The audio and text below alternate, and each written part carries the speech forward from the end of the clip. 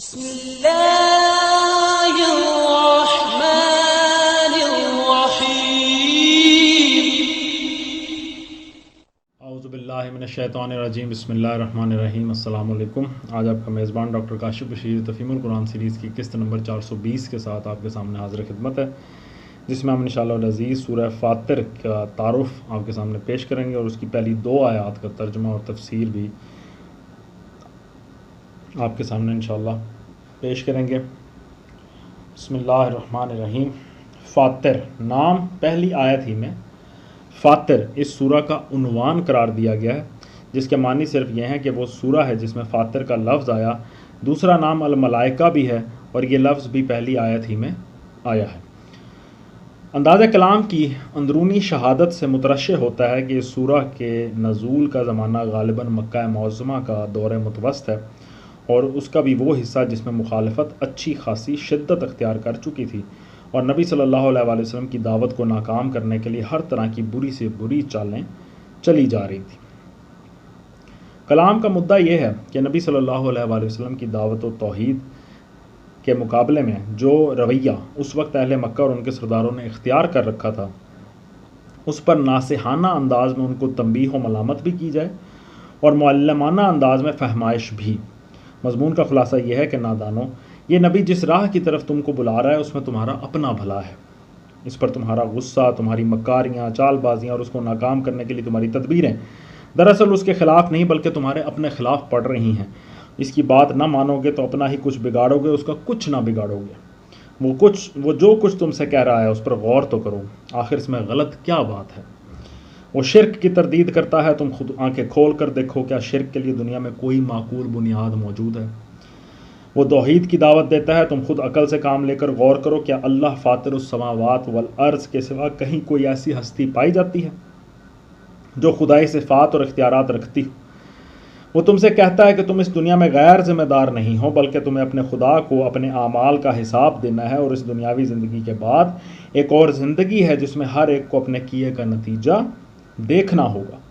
تم خود سوچو کہ اس پر تمہارے شبہات اور اچنبھے کس قدر بے اصل ہیں۔ کیا تمہاری آنکھیں رات دن اعادہ خلق کا مشاہدہ نہیں کر رہی ہیں؟ پھر تمہارا ہی اعادہ اس خدا کے لیے کیوں ناممکن ہو جس نے تم کو ایک ذرا سے نطفے سے پیدا کیا؟ کیا تمہاری عقل یہ گواہی نہیں دیتی کہ بھلے اور برے کو یکساں نہیں ہونا چاہیے؟ پھر تم ہی بتاؤ کہ معقول بات کیا ہے؟ یہ کہ بھلے اور برے کا انجام یکساں ہوں، یعنی مٹی میں ملنا اور فنا ہو جانا، یا یہ کہ بھلے کو بھلا اور برے کو برا بدلہ ملے؟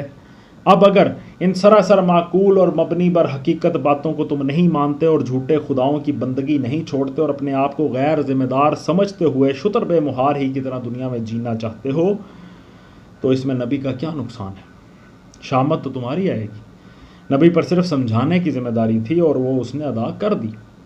سلسلہ کلام میں بار بار نبی صلی اللہ علیہ وآلہ وسلم کو تسلی دی گئی ہے کہ آپ جب نصیحت کا حق پوری طرح ادا کر رہے ہیں تو گمراہی پر اصرار کرنے والوں کے راہ راست قبول نہ کرنے کی کوئی ذمہ داری آپ پر نہیں ہے۔ اس کے ساتھ آپ کو یہ بھی سمجھایا گیا کہ جو لوگ نہیں ماننا چاہتے ان کے رویے پر آپ غمگین نہ ہوں اور نہ انہیں راہ راست پر لانے کی فکر میں اپنی جان گھلائیں۔ اس کی بجائے آپ اپنی توجہات ان لوگوں پر صرف کریں جو بات سننے کے لیے تیار ہیں۔ ایمان قبول کرنے والوں کو بھی اسی سلسلے میں بڑی بشارتیں دی گئی ہیں تاکہ ان کے دل مضبوط ہوں اور وہ اللہ کے وعدوں پر اعتماد کر کے راہ حق میں ثابت قدم رہیں۔ اب سورہ فاطر کا ہم باقاعدہ آغاز کرتے ہیں۔ یہ مکی صورت ہے، اس میں 45 آیات ہیں اور 5 رکوع ہیں۔ بسم اللہ الرحمن الرحیم۔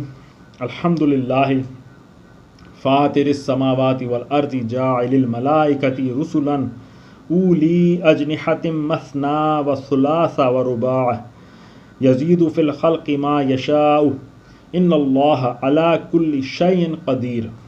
ترجمہ تعریف اللہ ہی کے لیے ہے جو آسمانوں اور زمین کا بنانے والا ہے اور فرشتوں کو پیغام رساں مقرر کرنے والا ہے۔ ایسے فرشتے جن کے 2 3 اور 4 بازو ہیں، وہ اپنی مخلوق کی ساخت میں جیسا چاہتا ہے اضافہ کرتا ہے، یقیناً اللہ ہر چیز پر قادر ہے۔ آیت کے آغاز میں آیا کہ جو آسمانوں اور زمین کا بنانے والا اور فرشتوں کو پیغام رساں مقرر کرنے والا ہے۔ تفسیر میں آتا ہے اس کا مطلب یہ بھی ہو سکتا ہے کہ یہ فرشتے اللہ تعالیٰ اور اس کے انبیاء علیہم السلام کے درمیان پیغام رسانی کی خدمت انجام دیتے ہیں، اور یہ بھی کہ تمام کائنات میں اللہ جل شانہ کے احکام لے جانا اور ان کو نافذ کرنا انہی فرشتوں کا کام ہے۔ ذکر کا مقصود یہ حقیقت ذہن نشین کرانا ہے کہ یہ فرشتے جن کو مشرکین دیوی اور دیوتا بنائے بیٹھے، ان کی حیثیت اللہ وحدہ لا شریک کے فرما بردار خادموں سے زائد کچھ نہیں ہے۔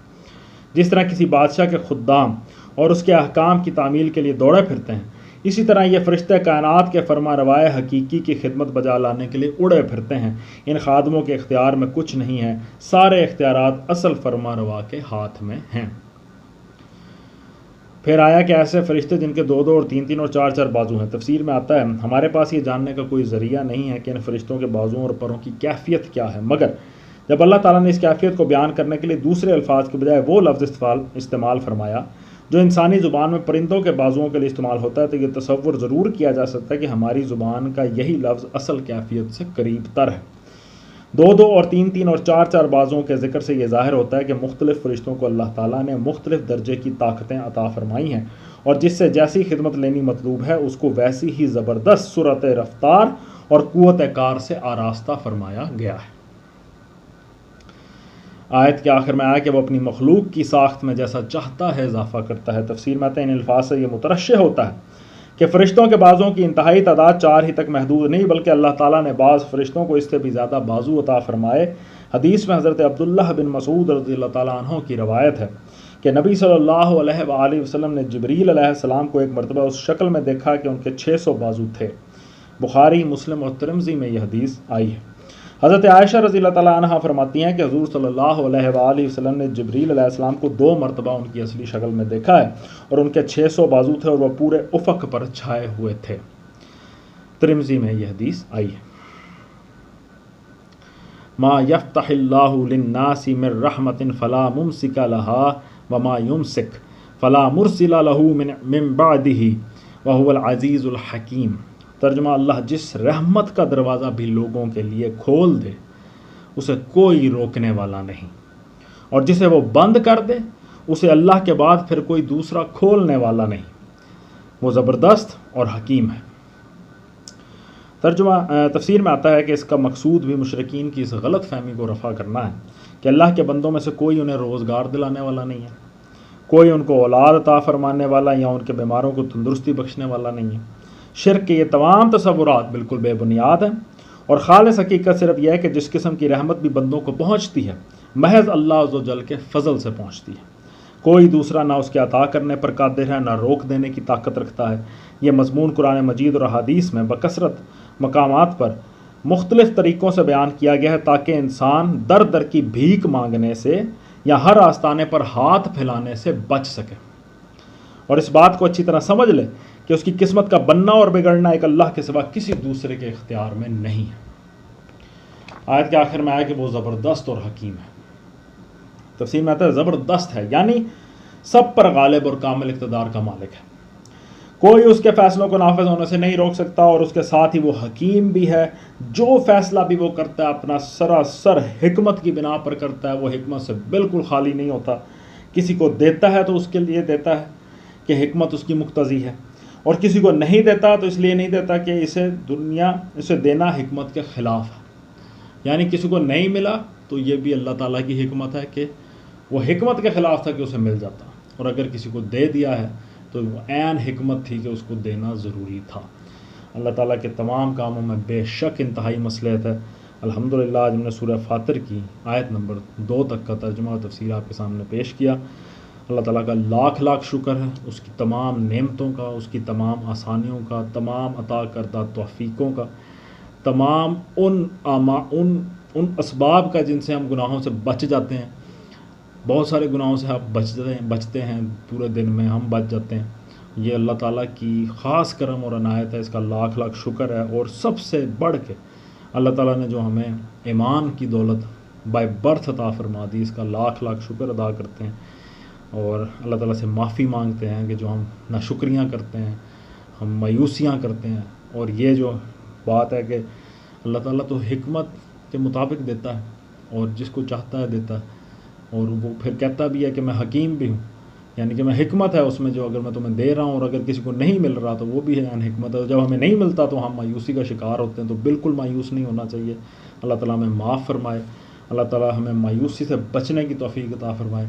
اسی دعا کے ساتھ آپ سے اجازت چاہیں گے. اپنا بہت خیال رکھیں. آپ لوگوں کا بہت بہت شکریہ. اللہ حافظ.